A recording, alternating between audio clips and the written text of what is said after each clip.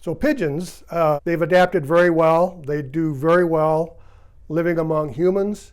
They can eat darn near anything that we eat. So our trash is food for them, and they're happy to take advantage of it.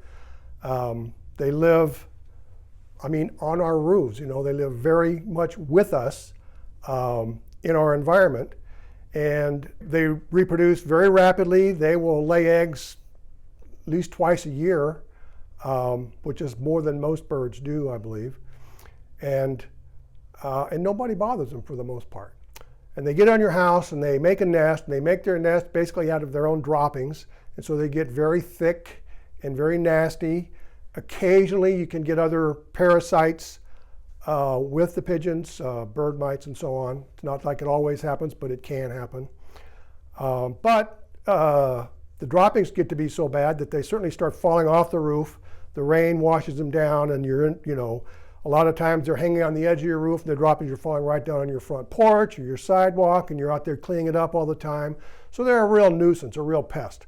They don't necessarily belong here from an ecological point of view, and they're just a menace. They're a pest. Capturing them and killing them, it's hard even to find technicians that want to go out and actually kill pigeons one by one. So we just want to keep them off your house or off your business. And so we do that with exclusion. There are other ways of doing it. There's a great product out there that's basically birth control for pigeons. And in a large setting, an industrial setting where you've got just thousands of birds, and it's not an urgent concern to try and get rid of them today, then we can set up devices where we can actually start feeding them on a daily basis. They know they'll come to this feed because they love it, and it's got birth control in. So within a year or so, there's no more babies, and so pretty soon it just starts to call the herd, thin it out. So that's one solution, but for most homeowners, that's, who wants to wait a year or two for this problem to go away.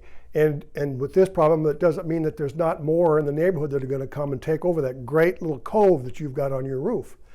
And then somebody needs to get up there and clean it up, and that's part of what we do as well. And then we just use exclusion. We use something that's going to keep them from being able to live where they're living. And it's got to be really done well in order for it to work.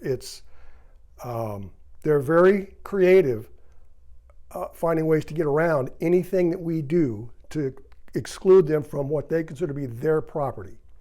They're very, very territorial. We've learned this lesson the hard way by even putting out spikes. You would think you put out this row of spikes right there, that it's going to keep them out. I've seen them go over spikes. I found their blood on spikes where they squeeze through an area that you don't think they could possibly get through, but they do. And they'll do it over and over again to get back to that little area that they call their own.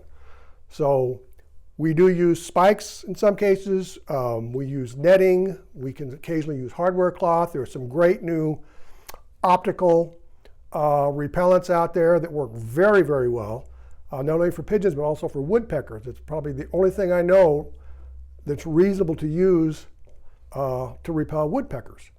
And I have used it, and it does work very well. And woodpeckers can actually be more destructive on a stucco house or something. So essentially that's what it is. It's humane pigeon control because we're just making them go somewhere else, getting them off of your house so that you don't have to deal with the mess.